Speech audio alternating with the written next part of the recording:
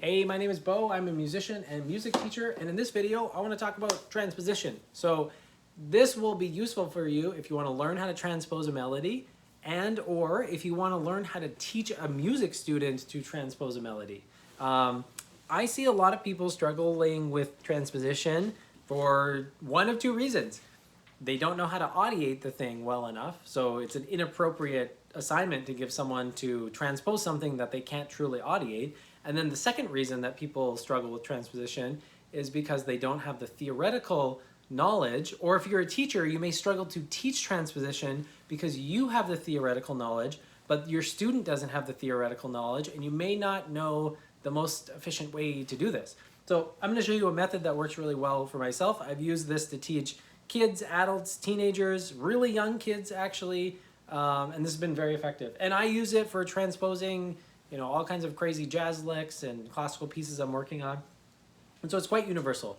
So step one, can you audiate it? So if you don't know what audiation is, go back to the very first video on my channel and at least learn a little bit about what audiation is.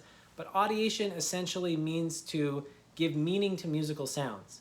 And so when we're talking tonal information, isolated pitches do not have meaning. They only have meaning when they're placed in a tonal context. So for example, if I play an A minor arpeggio, that has a very different meaning in the key of F major than it does in the key of A minor.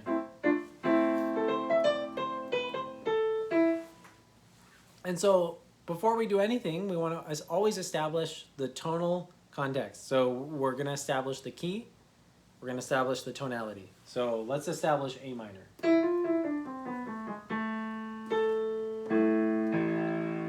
You should be hearing this A note has this center of gravity to it. You can do this with this little scale pattern. You could also do this with a harmonic pattern.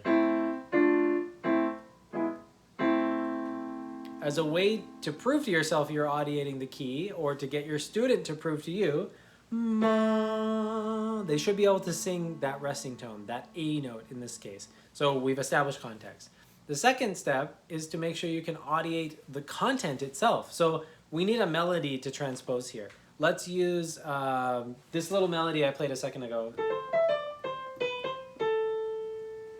Just something I'm randomly coming up with. So if you can audiate that, you should be able to, if you're a piano player, play it on the piano. If you're a guitarist, obviously the guitar. But more importantly than being able to play it on your specific instrument is to be able to sing it.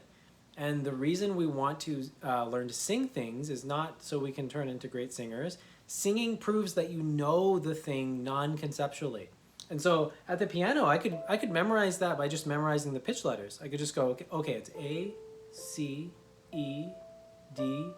You can carry on like that. You're just plunking the right notes. But when you have to sing it, ba-dum, ba-dum, bum, ba-dum, bum, we're actually proving that you're hearing this at a very raw audiation level and not relying on concepts, not relying on information that you've memorized. And so, again, just to recap, we've established the tonal context. We have the key of A and the tonality of minor. Now we have a little melody and we can sing it.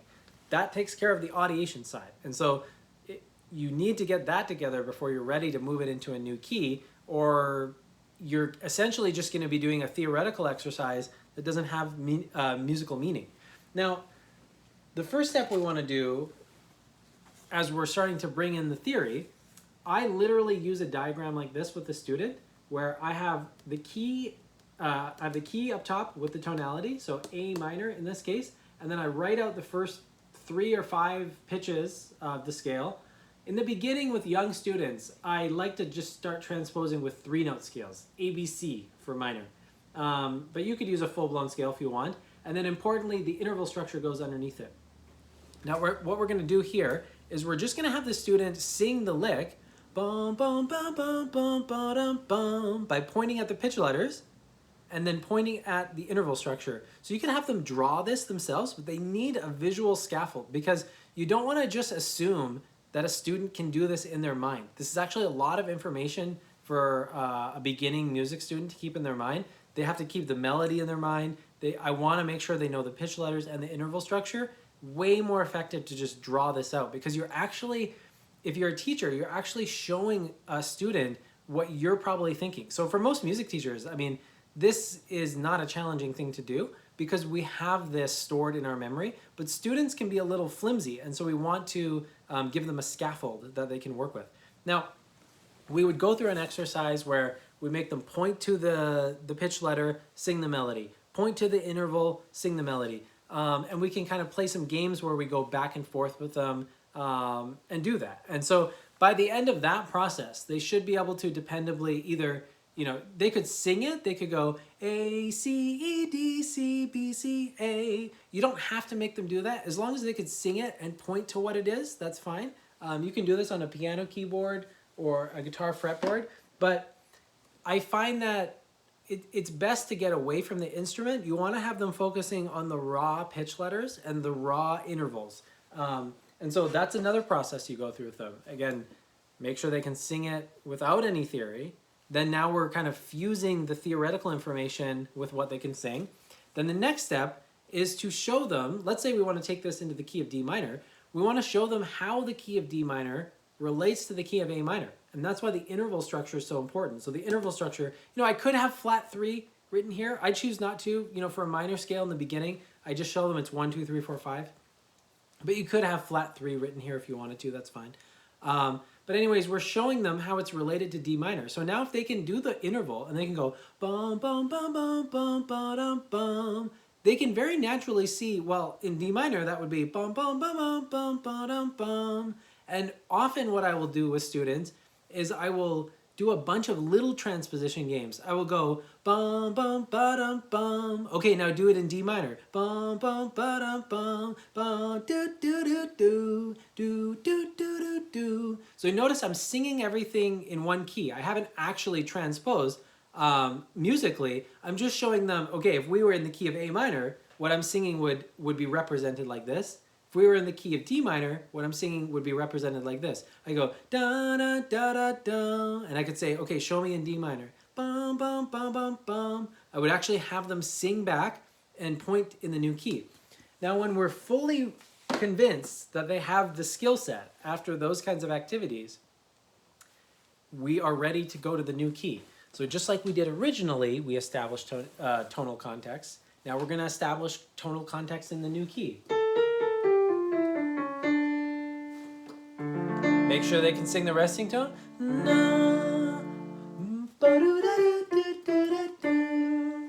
And now they're in the new key. And that's really the process in a nutshell.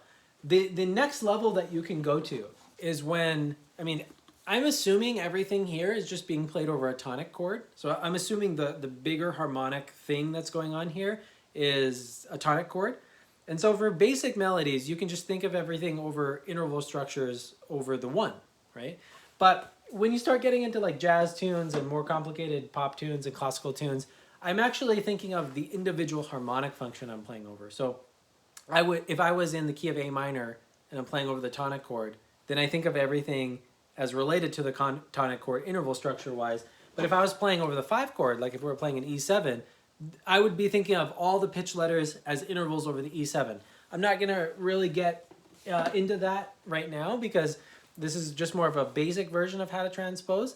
But that's how you transpose in a nutshell with just basic melodies. Now, what I've noticed with students is that after you do enough transposing from like the key of A minor to the key of D minor with many, many different melodies, what starts to happen is they don't need this anymore because this is essentially stored in their mind, But with really young kids, you can start doing transposing quite early. As long as they're audiating what they're playing and they're able to sing and prove to you that they're audiating what they're doing, you can start transposing with 3-note melodies like right from the beginning of music lessons in the first few weeks, as long as they have those prerequisite audiation skills. So they probably need to have listened to music enough to be able to do those kinds of activities.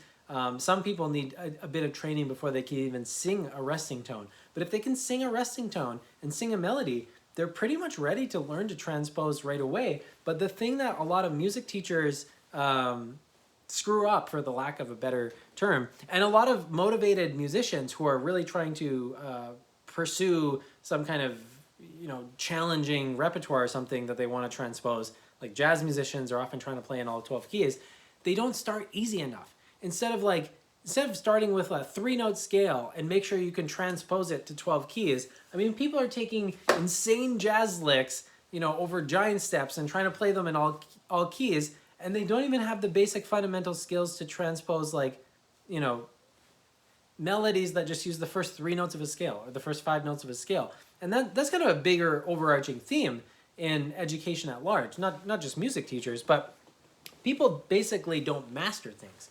And so if you're a musician that doesn't have the ability to rapidly transpose something into a new key in your mind, and be able to sing it and audiate it, it's pretty much just because you haven't broken the process down enough in a micro way and practice with small things. And so an assignment I'll often give, like a jazz guitar student who's trying to play in all keys, I will just give them basic licks over a tonic chord.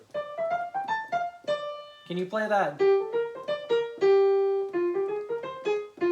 Can you play that on the instrument in different keys? And then I would say, even more importantly, can you just go for a walk and sing melodies to yourself and transpose it in your mind? And that's a really good exercise. But again, in the beginning, it's so helpful to have a visual scaffold to kind of play around with, and then you fade this out over time.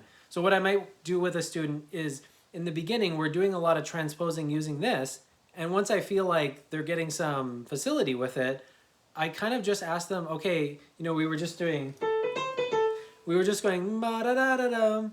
I will kind of just move this away and say, okay, can you play that in the key of D minor now? And at some point they don't need this. And so, in the beginning it's here, and then once in a while it's here, once in a while it's gone, and then eventually you just move it away. But it's still useful to bring the visual diagram back once the content gets more difficult enough. So maybe for a beginner, you use the diagram for a while and then you wean them off of it, but then you start playing over harmonic progressions where there's like 1, 4, and 5 chords, and you actually want them to be thinking of the intervals over every single chord, not just in relation to the tonic chord. Then you bring the diagram back, and as they can use it and it's helping them, you take advantage of it, but then you slowly fade it out. Or if you're working with someone on a new key that they've never really worked on before. And that's another good point. In the beginning, start with 2 keys. Do a lot of transposing between A minor and D minor, and then maybe later what you do is you add a 3rd key into this. You could add E flat minor or something crazy like that, or you could go E minor if you wanted to, and get them really good at 3 keys. I see this in the jazz education community a lot. People want to play in all 12 keys because that's what they hear professional musicians doing, but that doesn't actually mean that's an effective way to learn the skill of transposing as a beginner. I would way rather have a student be really fluent in playing in 3 different keys and be able to translate a lot of content between those 3 keys at a really high degree of accuracy and speed, and then we add a 4th key in, rather than them just being like super mediocre at all 12 keys. And so, you have to feel out where your skill level is. If you're a professional jazz musician, you can probably already play in all 12 keys, and that's not going to be challenging for you. And so when you learn something new, it probably is appropriate for you to be playing in all 12 keys. But when you're a beginner, or you're teaching beginners, or something is new to you, it's way better off to just start with 3 or 4 keys and just slowly ratchet them up. And so that's just like a really simple crash course on how to transpose and some extra information. If you have any questions or comments, please comment down below. I'm happy to answer any questions. My name is Beau. I offer online guitar and piano lessons. I also offer coaching for musicians and music teachers who are trying to learn how to teach better, how to organize their musical careers, and especially how to follow through on projects. I find a lot of musicians have enormous levels of potential, but have a very difficult time thinking of cool projects to do and then actually executing them. And that was kind of me as in my early 20s, and especially as a teenager. I had so much musical potential, so much musical drive. I had like the worst project management skills in the world, where I couldn't just make a goal like, okay, I want to record an album, or I want to get a performance together.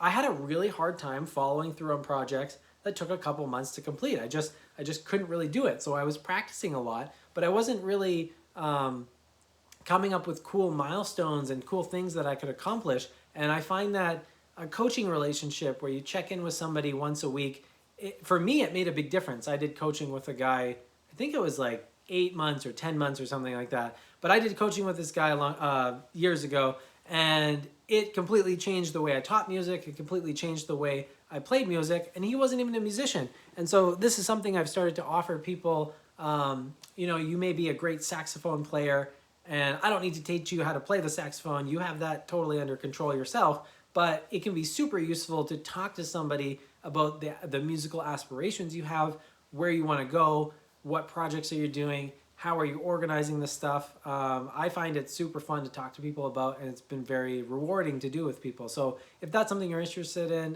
head over to my website or shoot me an email, and we can chat about that. Thanks so much for tuning in. Until next time, have a wonderful day.